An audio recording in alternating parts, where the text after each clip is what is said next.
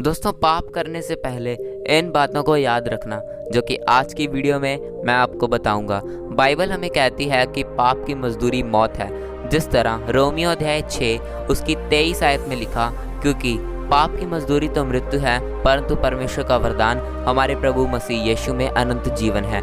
इस आयत का मतलब है कि जब आप पाप करते हैं तब उसकी मजदूरी यानी कि उसका कर्ज नरक है, पर प्रभु यीशु मसीह पर जो भी विश्वास रखता है वो अनंत जीवन को पाता है।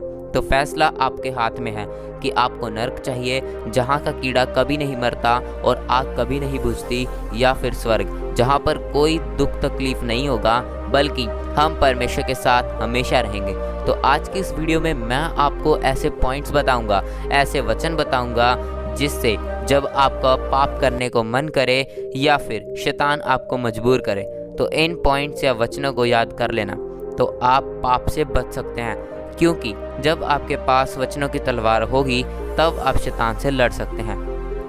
नंबर 1, अपनी जवानी के दिनों में परमेश्वर को याद रखना। दोस्तों, पाप आज इतना बढ़ चुका है कि आज जो बच्चे हैं जिनकी एज अभी सिर्फ 13-14 साल की ही होती है तो वो अपने मोबाइल में गलत चीज़ें देखते हैं और पाप करते हैं। सिर्फ बच्चे ही नहीं बल्कि जो 18+ हैं वो भी टोटली सभी एज के जिनके अंदर वचनों की कमी है वो इन चीज़ों को देखते हैं और पाप करते हैं और परमेश्वर को बार बार गुस्सा दिलाते हैं।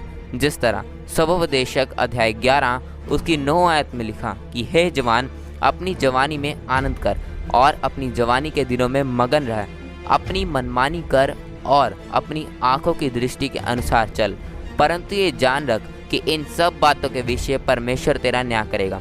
इस वचन का मतलब है कि परमेश्वर जवान को, अडल्ट को कहना चाहते हैं कि आप अपनी जवानी के दिनों में चाहे पाप करें, छुपके मोबाइल में गलत चीज़ें देखें, पर ये जान रखना कि परमेश्वर आपका न्याय करेगा। तब आपके पास कोई मौका नहीं होगा। इसलिए जब भी शैतान आपके मन में ये चीज़ें डाले कि तू गलत चीज़ें देख, पाप कर, तब आपको अपने मन में ये चीज़ सोचनी है कि अगर मैं पाप करूँगा तो परमेश्वर जब मेरा न्याय करेंगे तो मुझे शर्मिंदा होना पड़ेगा और नरक में जाना पड़ेगा।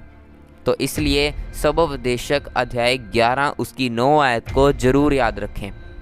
नंबर 2, मुझे परमेश्वर ने क्यों बनाया और मैं क्या करने जा रहा हूँ। इंसान का जब इस धरती पर कोई वजूद भी नहीं था तो स्वर्ग में स्वर्गदूत परमेश्वर की आराधना करते थे। बाइबल के अकॉर्डिंग स्वर्ग में बहुत तरह के स्वर्गदूत हैं, जैसे आत्मिक दुनिया में युद्ध करने वाले स्वर्गदूत, सेवा टहल करने वाले स्वर्गदूत, समाचार लेकर आने वाले स्वर्गदूत और ऐसे बहुत। पर पहले स्वर्ग में वर्शिप करने वाले स्वर्गदूत भी थे। उनका लीडर लूसीफर था।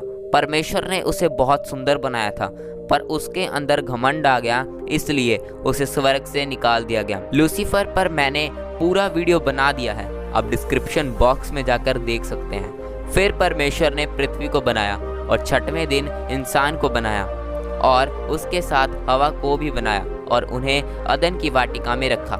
इंसान को परमेश्वर ने इसलिए बनाया कि वो परमेश्वर की आराधना करे, पर उन्होंने पाप किया और परमेश्वर से दूर हो गए। पर प्रभु यीशु मसीह ने हमें फिर से परमेश्वर से मिलाया। तो इस बात को रखें हमेशा याद कि प्रभु यीशु मसीह ने आपके लिए इतना लहू बहाया और मार खाई और तीसरे दिन जी भी उठे सिर्फ आपके लिए, पर आज आप पाप कर रहे हैं। इंसान का शरीर मिट्टी है और मिट्टी में ही मिल जाएगा, पर जो आत्मा है वो परमेश्वर के अंदर से निकला है और दोबारा वहीं पर लौट जाएगा। आपका आत्मा कभी नहीं मरेगा, या तो वो नरक जाएगा या फिर स्वर्ग में। फैसला अब आपके हाथ में है। जब आप पाप करेंगे तब परमेश्वर आपको रोकने नहीं आएंगे। परमेश्वर किसी के साथ जोर जबरदस्ती नहीं करते।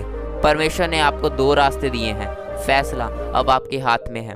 इसलिए जब आपका पाप करने को मन करे तब सोच लीजिएगा कि मुझे कहाँ पर जाना है, नरक में या फिर स्वर्ग में। परमेश्वर आपको माफ़ तो कर देंगे, पर अगर आप दोबारा पाप करेंगे तो आप पर उससे भी ज़्यादा दंड आ सकता है।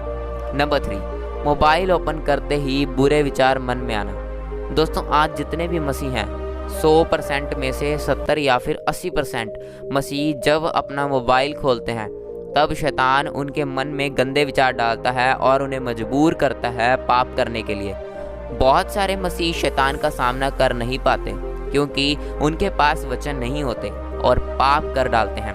दोस्तों, अगर आपका मोबाइल आपको पाप करने के लिए मजबूर करे तो नरक जाने से अच्छा जो बटन्स वाला फ़ोन होता है, मोबाइल होता है, वो ले लो।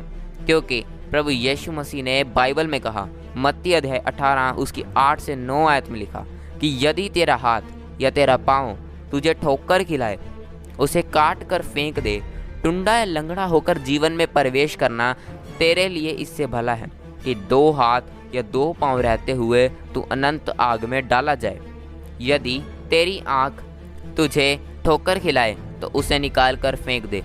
काना होकर जीवन में प्रवेश करना तेरे लिए इससे भला है कि 2 आँख रहते हुए तो नरक की आग में डाला जाए। दोस्तों, वो आँख आपका मोबाइल भी हो सकता है तो वो आपको ठोकर खिलाए, तो उससे अच्छा बटन्स वाला फ़ोन ले लो। बिना मोबाइल के स्वर्ग में जाना आपके लिए अच्छा है कि उसके साथ आपको नरक में फेंका जाए। मोबाइल देखना बुरी बात नहीं है, पर मायने ये करता है कि हम उसमें क्या देख रहे हैं। इसलिए जब भी आपके मन में शैतान बुरी चीज़ें डाले तब आपको ये वचन याद करना है। भजन संहिता अध्याय 33 उसकी 13 से 14 आयत तक लिखा कि यहोवा स्वर्ग से दृष्टि करता है, वह सब मनुष्य को निहारता है, अपने निवास के स्थान से वह पृथ्वी के सब रहने वालों को देखता है। नंबर 4, जब शैतान आपको पूरा मजबूर कर दे पाप करने के लिए तब क्या करें। दोस्तों, एक टाइम ऐसा आता है जब आपको शैतान इतना मजबूर कर देता है कि आप अपने खुद पर कंट्रोल ही नहीं कर पाते। तब इस सिचुएशन में क्या करें।